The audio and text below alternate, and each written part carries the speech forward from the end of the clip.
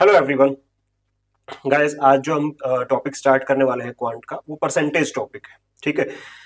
Quant की अगर मैं बात करूं तो क्वांट को दो पार्ट्स में डिवाइड किया जाता है। फर्स्ट ऑफ ऑल है आपके पास में अर्थमेटिक, सेकंड पार्ट है एडवांस मैथ। अर्थमेटिक के अंदर में जो टॉपिक आते हैं मैं वर्बली एक बार आपको बता देता हूँ। फर्स्ट है आपके पास में परसेंटेज, सेकंड है आपके पास में profit loss, simple interest, compound interest, then आपके पास में ratio and proportion, average, then उसके बाद में आपके पास में mixture alligation, speed time distance, boat and stream जो इसी का पार्ट है स्पीड टाइम डिस्टेंस का, time and work and pipe and cistern time and work का ही पार्ट है आपके पास में। ठीक है। डीआई, स्टैटिस्टिक, ये सारा के सारे टॉपिक्स आपके पास में जनरली एक वन डे एग्जाम्स में, अगर हम कंपटीशन एग्जाम्स की बात करें तो सबके अंदर में अर्थमेटिक में ये टॉपिक्स ऑलमोस्ट पूछे जाते हैं। ठीक है। अब मैं अर्थमेटिक की अगर मैं बात करूं कि अर्थमेटिक के अंदर में दो पिलर्स है, मतलब दो बेस है इसके। फर्स्ट है परसेंटेज और सेकंड है आपके उसमें रेशियो एंड प्रोपोर्शन।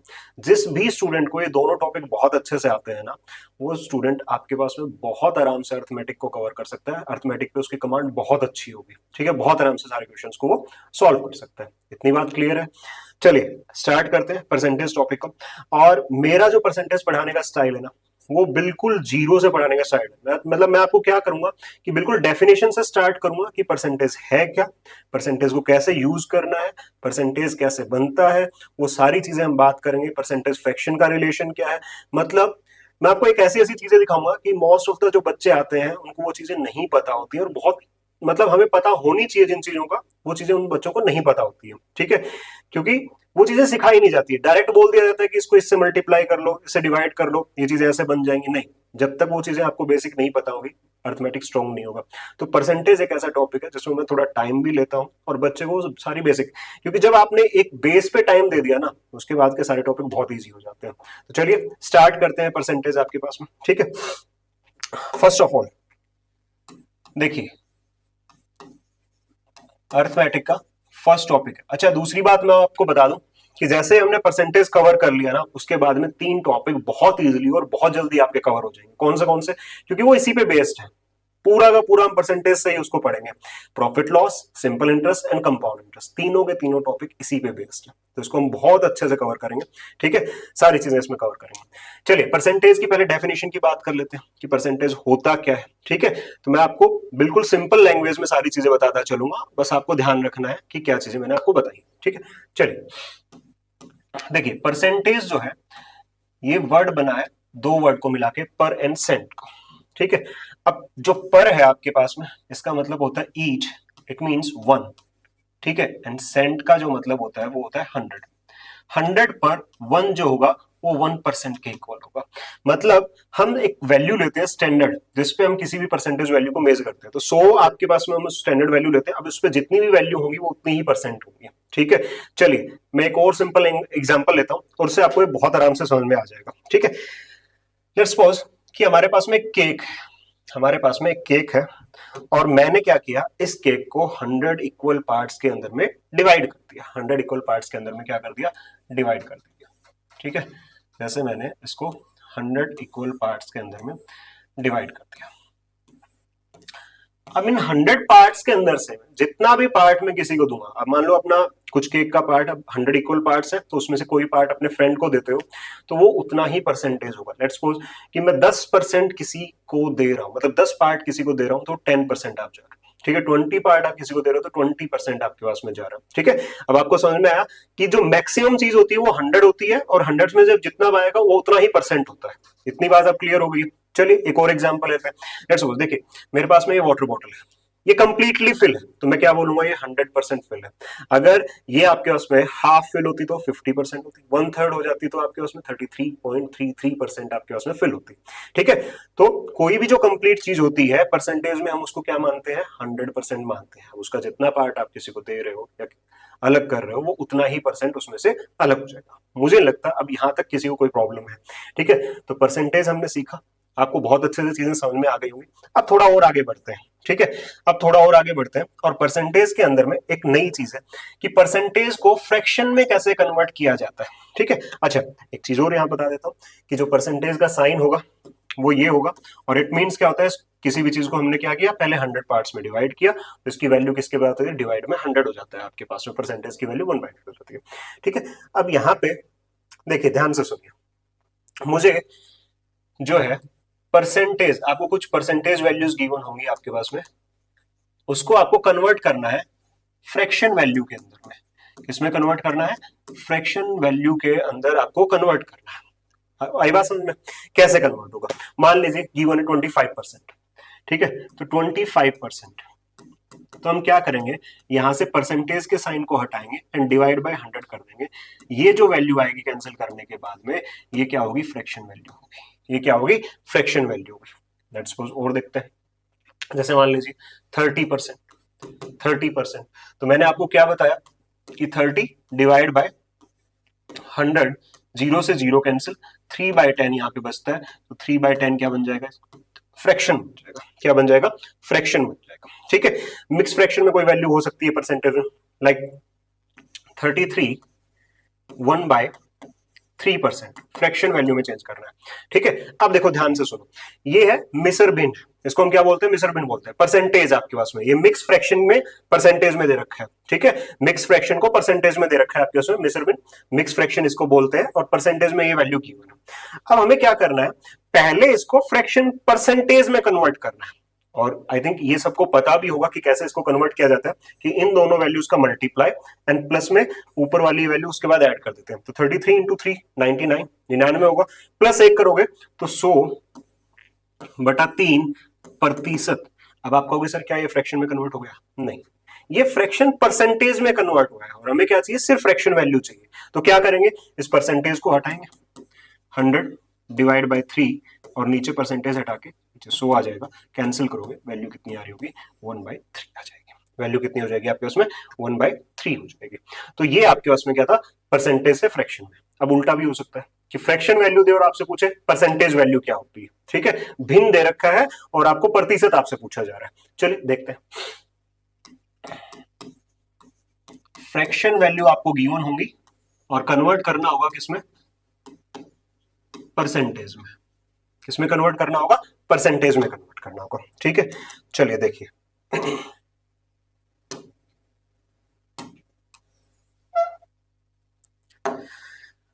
देखिए ध्यान से सुनिए, मान लीजिए कि आपको गिवन है 1/2, ठीक है, 1/2। अब ध्यान से सुनना, कहने को मैं बोल देता हूँ कि 100% से इसको मल्टीप्लाई कर दो, 100 से मल्टीप्लाई कर दो, कहीं आपने सुना होगा 100 से मल्टीप्लाई कर दो 100, लेकिन एक्चुअली होता क्या है कि हम किसी भी वैल्यू को 1/2 हम डायरेक्ट 100 से मल्टीप्लाई नहीं करते हैं, 100 से मल्टीप्लाई भी करेंगे और 100 से डिवाइड भी करेंगे।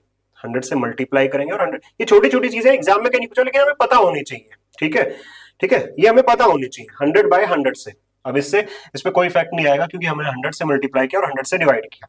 अब होता क्या है, जैसे आपने यहाँ पे परसेंटेज को हटा के नीचे डिवाइड में 100 किया था, तो मैं इस नीचे वाले 100 को हटा के क्या मैं ये लिख सकता हूं 1/2 इंटू 100%। तो जो डायरेक्ट बोल देता है या 100 से मल्टीप्लाई कर दे, नहीं, वो 100% से मल्टीप्लाई होता है, इस वजह से ध्यान रखना। ठीक है, तो ये वैल्यू कितना आएगा आपके पास में? 50%। तो मैं ऐसी छोटी छोटी सारी चीजें आपको बताता चलूंगा, जिसका बेस क्लियर नहीं है उसका बेस क्लियर होगा। मतलब मैं ऐसा नहीं है कि एक ही स्टूडेंट को मान के चलता हूँ कि इसको सब कुछ आता है, नहीं, मैं उस स्टूडेंट को लेके चलता हूँ जो बिल्कुल जीरो पे बैठा है। ठीक है, जिसको आता है बहुत अच्छी बात है, लेकिन जिस बच्चे को नहीं आता है उसे ये चीजें सिखानी बहुत जरूरी है। ठीक है, चलिए, ये होता है आपके पास में 50%। 1/2 की वैल्यू कितनी आ रही है यहाँ पे परसेंटेज में? 50%। कुछ और वैल्यूज ले लेते हैं आपके पास में, 1/5 इंटू, अगेन अब मैं डायरेक्ट लिखता हूँ 100%, तो इसको कैंसिल करेंगे तो वैल्यू कितनी आ रही होगी आपके उसमें? 20% आ रही होगी। कुछ और वैल्यू ले सकते हैं, 2/3। अब क्या करेंगे? 100% से मल्टीप्लाई करेंगे, तो ये वैल्यू क्या बनेगी? 200/3% बनेगी। तो मैं क्या करता हूँ, 200 को 3 से डिवाइड कर देता हूँ, तो जैसे 200 को 3 से डिवाइड करूंगा तो ये वैल्यू बन के आएगी 66.2/3%, या डेसिमल की हम बात करें 66.6%। आज के अब अभी जो जितने भी एग्जाम्स हो रहे हैं भाई, आपको दोनों वैल्यूज याद रखनी पड़ेंगी, मिक्स फ्रैक्शन वैल्यूज भी आनी चाहिए, डेसिमल वैल्यू भी लिखनी आनी चाहिए। ठीक है, दोनों वैल्यूज आपको लिखनी आनी चाहिए। इतनी बात क्लियर है? तो हमने क्या सीखा? बेसिक मेथड सीखा, जो हमने स्टार्टिंग की क्लासेस में सीखा था, 4th 5th 6th क्लास के अंदर में, कि भाई कैसे परसेंटेज को फ्रैक्शन में कन्वर्ट किया जाता है, फ्रैक्शन को परसेंटेज में कन्वर्ट करने का क्या मेथड होगा, ये हमारा बेसिक था। ठीक है, चलो थोड़ा और आगे बढ़ते हैं, थोड़ी सी एडवांस चीजें करते हैं अभी। ठीक है ना, अब जैसे मैं आपको कुछ क्वेश्चन देता हूं, एक छोटा सा क्वेश्चन हम लिख लेते हैं आपके पास में ना, क्या होगा देखिए, आपको कैलकुलेट करना है 66 2/3 3% ऑफ 9 to 1, ठीक है। 66/2/3% ऑफ आपके पास में 9 to 1। एक और क्वेश्चन लिख लेते हैं ऐसा ही, ठीक है। जैसे कि 37.5% ऑफ 840, ठीक है, 840। अब देखो बताता हूं, मैक्सिमम बच्चे जो नए बच्चे हैं उनको इसको सॉल्व करने का क्या मेथड होगा, फिर आपको बताऊंगा एग्जाम में कैसे सॉल्व करना, ठीक है। तो सबसे पहले कोई भी बच्चा अगर 921 का इतना परसेंट अगर निकालना चाहता है तो कैसे कैलकुलेट करेगा, 921 इंटू, पहले इसको सॉल्व करेगा, इसको फ्रैक्शन में लेके आएगा। कैसे लेके आएगा, इन दोनों का मल्टीप्लाई कितना होगा 198 प्लस 2 करोगे तो 200 बनेगा, डिवाइड बाय 3 एंड परसेंटेज बनेगा यहाँ पे, है ना, क्या बनेगा, परसेंटेज बनेगा। लेकिन मुझे सॉल्व करना है तो परसेंटेज को हटाऊंगा, नीचे आपके उसमें क्या हो जाएगा, यहाँ पे मल्टीप्लाई, आप यहाँ पे नीचे क्या कर दोगे, 100 कर दोगे, 2 0 से 2 0 से यहां से इसको सॉल्व किया 3 0 7, तो ये 14 और ये कितना हो जाएगा 614, ये इसकी वैल्यू आएगी, ठीक है, ये इसकी वैल्यू आएगी। लेकिन देखो हमारा जो एग्जाम है ना वो टाइम बाउंडेड एग्जाम है, उसमें सबसे कम से कम टाइम में हमें क्वेश्चन सॉल्व करने होते हैं। तो अगर आपको इस वैल्यू को देखते ही ये पता चल जाए कि इसका फ्रैक्शन 2/3 बनने वाला है, क्या आप ये सारी कैलकुलेशन करोगे, पहले इसको 200/3 करेंगे डिवाइड बाय, कभी नहीं करोगे। मतलब आप ये वैल्यू देखो और आपको ये पता चल जाए कि इसका फ्रैक्शन क्या होता है, 2/3 होता है, तो मुझे नहीं लगता कोई भी स्टूडेंट जो है इतना सॉल्व करेगा, वो जस्ट इतना लिखेगा, इसको देखेगा, इसकी वैल्यू 2/3 होती है, इसको 3 से डिवाइड करेगा एंड 2 से फिर वैल्यू आएगी, उसको मल्टीप्लाई कर देगा, तो उसमें जो है हमारा टाइम सेव होगा, ठीक है। सेम यहाँ पे 37.5% ऑफ 840, तो अब मैं एक चीज तो ये करूंगा कि पहले परसेंटेज हटाऊंगा, नीचे 100 डेसिमल हटाऊंगा, नीचे 10, फिर इसको कैंसिल करूंगा, बहुत मुश्किल होगा। लेकिन अगर आपको ये पता हो 37.5% का फ्रैक्शन जो है वो बेटा 3/8 होता है, अगर आप इस वैल्यू को देख के ये चीज बता दो कि इसका फ्रैक्शन क्या होता है आपके उसमें 3/8 होता है, तो उसके बाद तो क्वेश्चन में कुछ रहता ही नहीं, बस 840 लिख दिया, ठीक है। क्या होगा आपके उसमें 1 0 एंड 5, अब यहां से ये 15 एंड ये 315, ये हमारा आंसर हो जाएगा। मतलब कम से कम ये पेन यूज करना है, कम से कम पेन यूज करना है। अगर हम इससे क्वेश्चन सॉल्व करना स्टार्ट करेंगे तो आप खुद देख लो कि कितना टाइम लगेगा, ठीक है। तो अब बात आती है कि सर चलो ये तो ठीक है, हम आपने बता दिया कि हमें अगर ये वैल्यूज याद हो या हम ये वैल्यूज बनाना जानते हैं, तो बट बनाएंगे कैसे, है ना, बनाएंगे कैसे, तो इसके लिए कुछ बेसिक वैल्यूज हमें याद करनी पड़ेगी, थोड़ी मेहनत करनी पड़ेगी, एक बार की मेहनत है, उसके बाद में चीजें बहुत इजी हो जाएंगी। कैसे, चलिए देखते हैं, आइए देखिए, मैं यहाँ पे एक आपको टेबल बना के दूंगा कुछ बेसिक वैल्यूज की, और उससे आप कन्वर्ट करके बड़ी वैल्यूज को बहुत आराम से बना सकते हो। घर पे एक या दो दिन आपको थोड़ी थोड़ी प्रैक्टिस करनी है और कुछ नहीं है, ठीक है। कैसे होगा वो अभी हम देखते हैं, सुनिए। देखिए मैं पहले आपको इनके बीच का रिलेशन बताता चलता हूँ, ठीक है, और बहुत मजा आने वाला है आपको, मतलब ऐसी चीजें आप जानोगे जिस बच्चे को नहीं पता होंगे वो भी बहुत आराम से सीख जाएगा, ठीक है। देखिए मेरे पास में ना एक लाइन है, मेरे पास में एक लाइन है, ठीक है, सॉरी आई थिंक ये विजिबल नहीं होगी, मैं कलर चेंज कर लेता हूं यहाँ पे।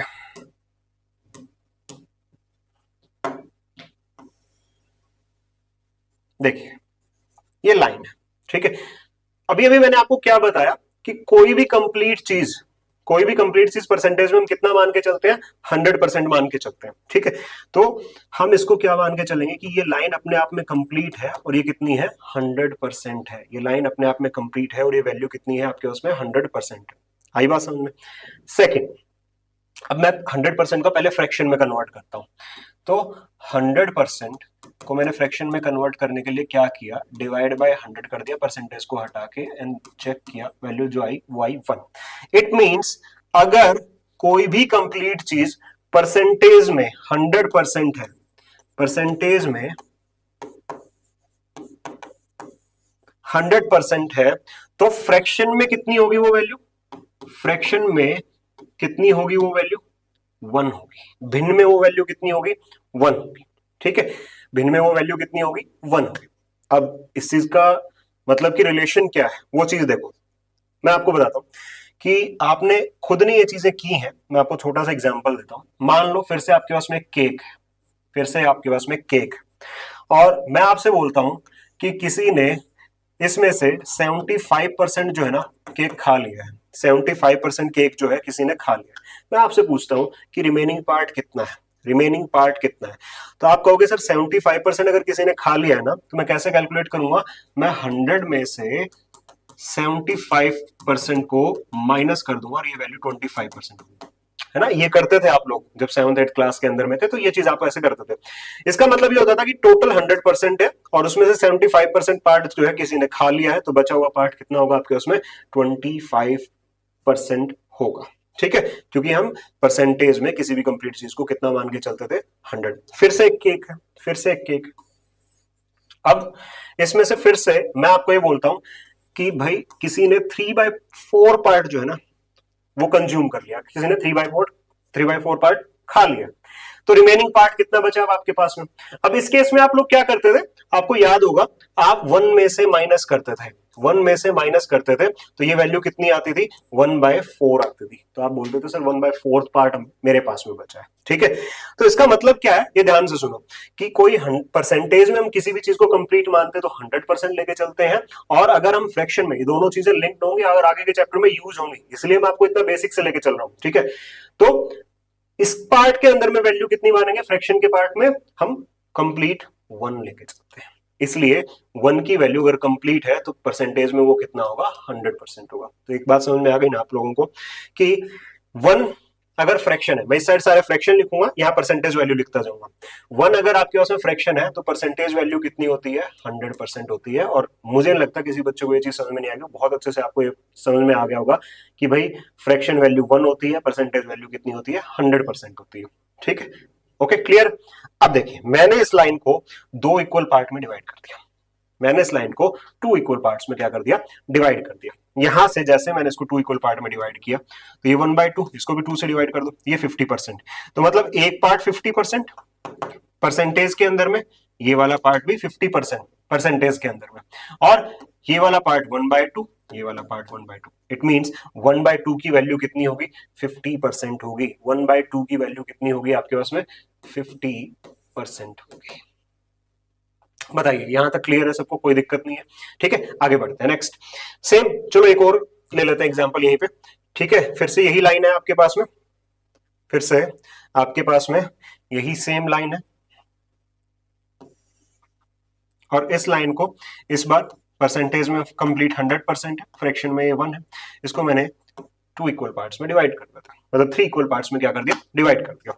अब इसको 3 से डिवाइड करोगे तो ये वैल्यू कितनी बनेगी? 33, 1/3% एंड 1/3, मतलब ये पार्ट 1/3 फ्रैक्शन में होगा, ये 1/3 होगा, एंड ये भी 1/3 होगा। इक्वल पार्ट 3 इक्वल पार्ट्स में मैंने इसको डिवाइड किया। ये कितना होगा आपके उसमें? 33 1/3%, 33 1/3% एंड 33 1/3%। इट मींस 1/3 की वैल्यू कितनी है? 33 1/3%, ठीक है। तो ये सिर्फ मैं आपको समझाने के लिए कह रहा हूं कि भाई ये वैल्यू इसके इक्वल कैसे आ रही है आपके पास फ्रैक्शन में, तो ये पूरा का पूरा रिलेशन मैंने इसलिए आपको बताया। तो यहां वैल्यू कितनी होगी? 33 1/3%, ठीक है। अब मैं सारी की सारी वैल्यूज को ऐसे नहीं लिखूंगा, अब मैंने आपको समझा दिया है, इनके बीच का रिलेशन बता दिया है, अब हम डायरेक्ट वैल्यूज लिखते हैं। तो मैंने अभी आपको एक चीज बताई थी कि आजकल जो एग्जाम्स आ रहे हैं, एग्जाम पैटर्न्स आ रहे हैं, उसमें जो है दोनों वैल्यूज यूज करते थे, डेसिमल वैल्यूज भी यूज करेगा आपके पास में, और साथ साथ जो है वो फ्रैक्शन वैल्यूज को भी यूज करेगा।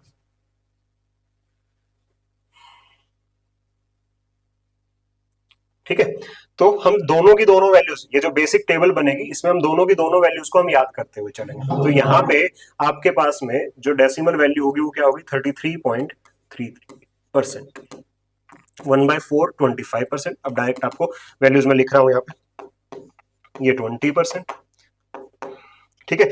1/6 16 2/3% और 16.66%, ठीक है। 1/7 14:2/7%, ठीक है। या फिर हम डेसिमल में बात करें तो 14.28%। 1/8 12:1/2%, ठीक है। 12.5%, 12.5%, ठीक है। बाकी वैल्यूज देखिए, देखो 1/10 होता है आपके उसमें 10%।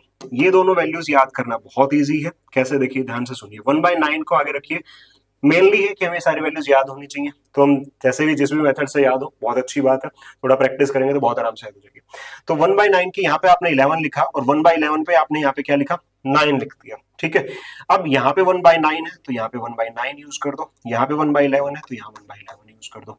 अच्छा अगर हम बात करें इसके डेसिमल वैल्यू की, ठीक है, ये परसेंटेज वैल्यू है, तो ये क्या होगा 11.11% हो जाएगा एंड ये हो जाएगा 9.09%, ठीक है, ये परसेंटेज वैल्यूज हो गई, ठीक है। अब आपको याद भी हो गई होंगी साथ में। 1/12 8:1/3% is equals to 8.33% is equals to 8.33%। इतनी बात क्लियर है, सबको समझ में आया। नेक्स्ट 1/13, ठीक है, तो ये वैल्यू क्या बनेगी 7:9/13%, 7.69%। 1/14 7:1/7%, 7.14%। 1/15 6:1/6% and 6.23%। 1/16 6:1 by आपके उसमें 4% and 6.25%, ठीक है, 6.25%।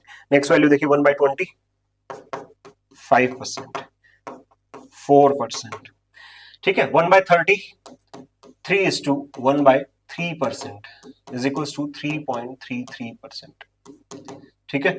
1/27 1/37 आजकल ये वैल्यूज एग्जाम में बहुत ज्यादा यूज की जा रही है, ठीक है। हम सीजीएल की बात करें, हम सीपीओ की बात करें या डिफेंस के एग्जाम्स की बात करें, जहां पे क्वांट पूछा जा रहा है ना, तो कुछ ऐसी वैल्यूज को बहुत यूज किया जा रहा है, ठीक है। तो हम देखो हमेशा मेरा जो कंटेंट होगा हमेशा अपडेटेड आपको मिलेगा, ठीक है। तो देखिए इसके अंदर में 1/27 1/37 1/27 जो होगा वो आपके उसमें क्या होगा 3.70% हो जाएगा और ये 2.70% हो जाएगा, ठीक है, 2.70% हो जाएगा।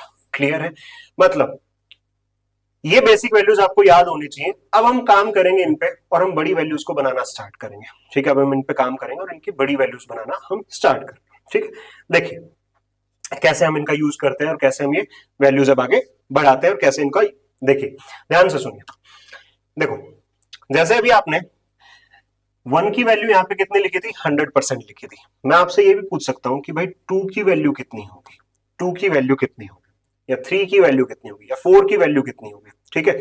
तो जब आपके पास में 2 की वैल्यू आपसे पूछी गई है तो भाई आपको 1 की वैल्यू याद होनी चाहिए जो कि कितनी है 100% है, जो कि वैल्यू कितनी है आपके पास में 100% है। 1 की वैल्यू कितनी है 100% है, मुझे 2 की वैल्यू चाहिए, तो 1 से 2 पे जाने के लिए मुझे क्या करना पड़ेगा, यहाँ पे 2 से मल्टीप्लाई करना पड़ेगा।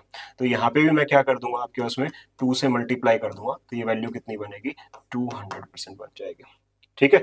अब स्टार्टिंग में मैं आपको ऐसे लिख के बता रहा हूँ, लेकिन थोड़े टाइम के बाद में आपको सारी चीजें माइंड में आपके पास में कैलकुलेशन करनी है, ठीक है। जैसे आप ये चीजें सीख जाओगे, तो 1/1 की वैल्यू 100% थी, 1 से 2 पे जाना था, 2 से मल्टीप्लाई करना, डबल होगा आपके पास में, तो यहाँ पे भी डबल से मल्टीप्लाई कर देंगे, कितना हो जाएगा 200% हो जाएगा, ठीक है। सेम अब देखो 3 की वैल्यू बनानी है, तो 1 से 3 पे क्या होगा 3 टाइम्स होगा, ठीक है। सेम 100% को भी 3 से मल्टीप्लाई कर दो, कितना हो जाएगा 300% हो जाएगा।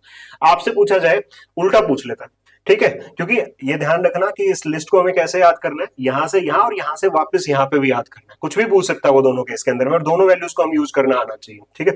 तो देखिए 500% आपसे पूछ लेता है कि 500% की फ्रैक्शन वैल्यू क्या होगी, तो इस केस में आपको 100% की वैल्यू याद होनी चाहिए। 100% की फ्रैक्शन वैल्यू क्या होती है 1, 100 से 500% पे जाना है, कितने से मल्टीप्लाई 5 से मल्टीप्लाई, यहाँ पे भी हम क्या कर देंगे 5 से मल्टीप्लाई कर देंगे, तो वैल्यू कितनी आएगी 5। तो 600% की वैल्यू कितनी होगी, तो आपको पता है 100 से 600 पे जाने के लिए 6 से मल्टीप्लाई करना पड़ेगा, तो 1 को भी 6 से मल्टीप्लाई कर देंगे, फ्रैक्शन वैल्यू कितनी आ जाएगी 6 आ जाएगी। इतनी चीज क्लियर है ना सबको, समझ में आया। चलिए आगे बढ़ते हैं। नेक्स्ट हमने ये वैल्यू तो सीख ली कि 1 से 100% है, और बाकी वैल्यूज 2 3 4 5 6 की वैल्यू कैसे बनेगी, चाहे हमें 1 गिवन हो या परसेंटेज में वैल्यू गिवन हो, हम दोनों केस में इसको हम सॉल्व कर सकते हैं। नेक्स्ट आता है आपके पास में फ्रैक्शन वैल्यू, जैसे कि आपके पास में मान लो गिवन है 1/3, ठीक है। तो हमें कोई वैल्यू बनानी है, जैसे हम अभी यूज भी कर रहे थे एक वैल्यू को 2/3 को, है ना। मैंने आपको बताया था कि अगर आपको डायरेक्ट पता हो उस वैल्यू का कि इसका परसेंटेज क्या बनेगा या परसेंटेज का फ्रैक्शन क्या बनेगा, तो हम कैसे यूज कर सकते हैं। देखो अब वो वैल्यूज कैसे बनती हैं, ध्यान से सुनिए।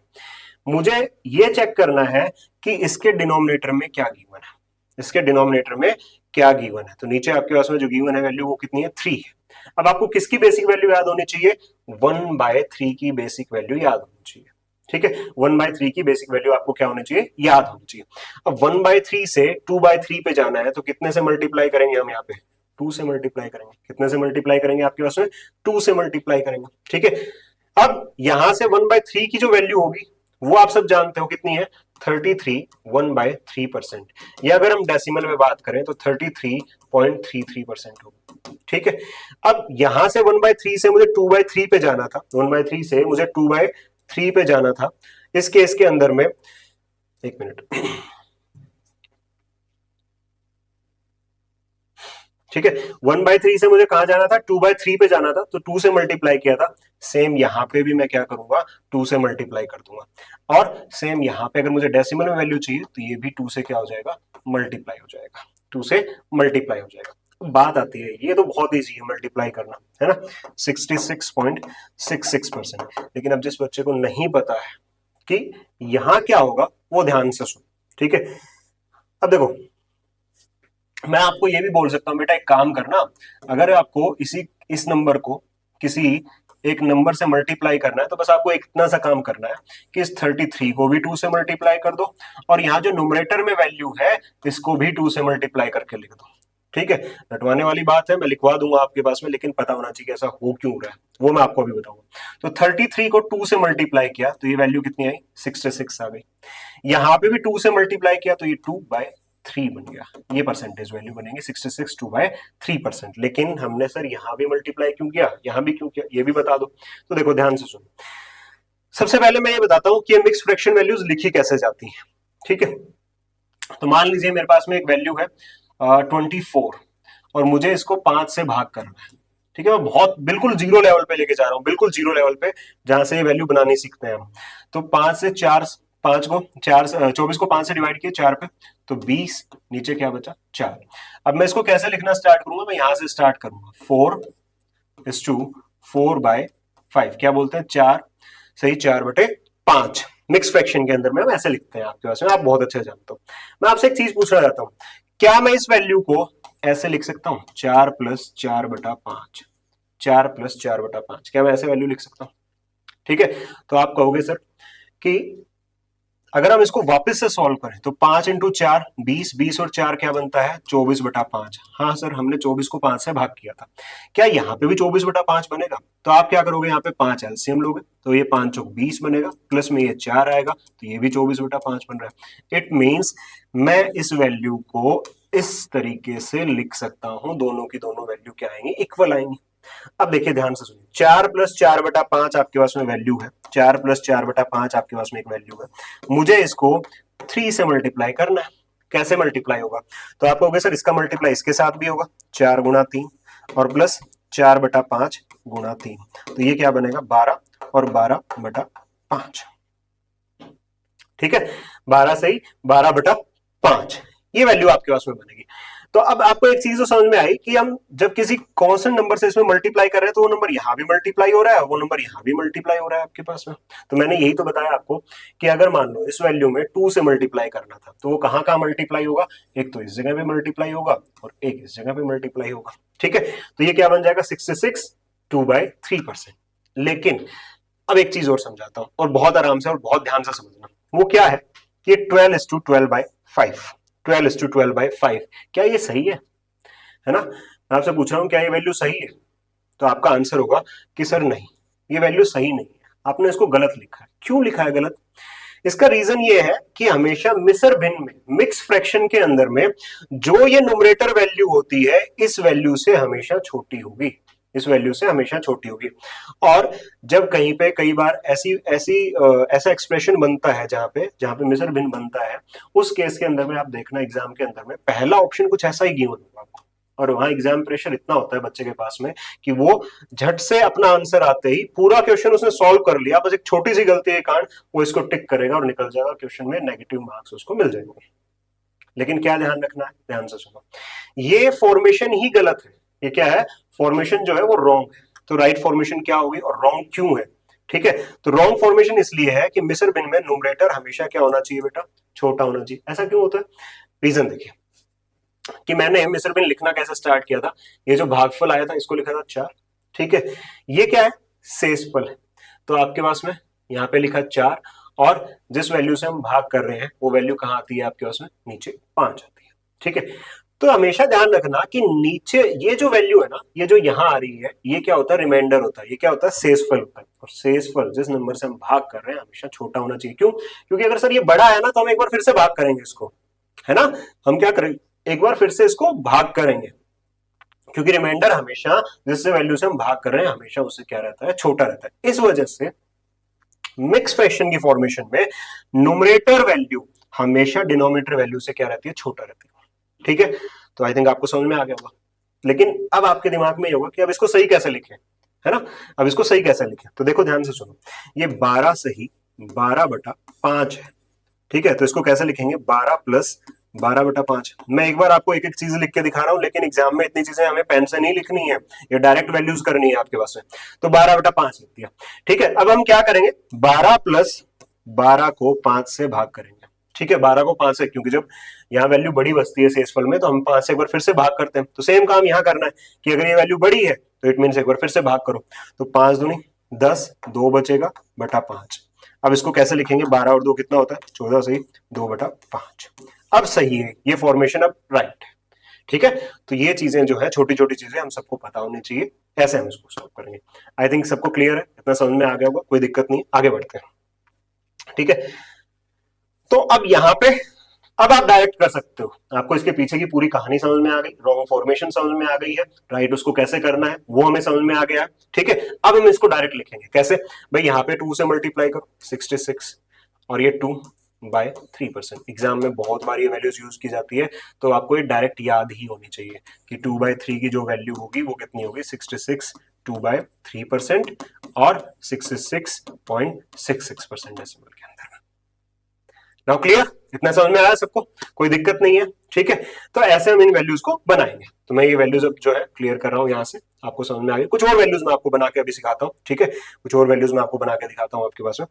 जैसे आप बताइए कि 3/4 की वैल्यू क्या होगी, 3/4 की वैल्यू क्या होगी। तो मैंने आपको क्या समझाया अभी कि आपको जब 3/4 की वैल्यू चाहिए तो आपको डिनोमिनेटर की वैल्यू को चेक करना है कि 4 की वैल्यू क्या है।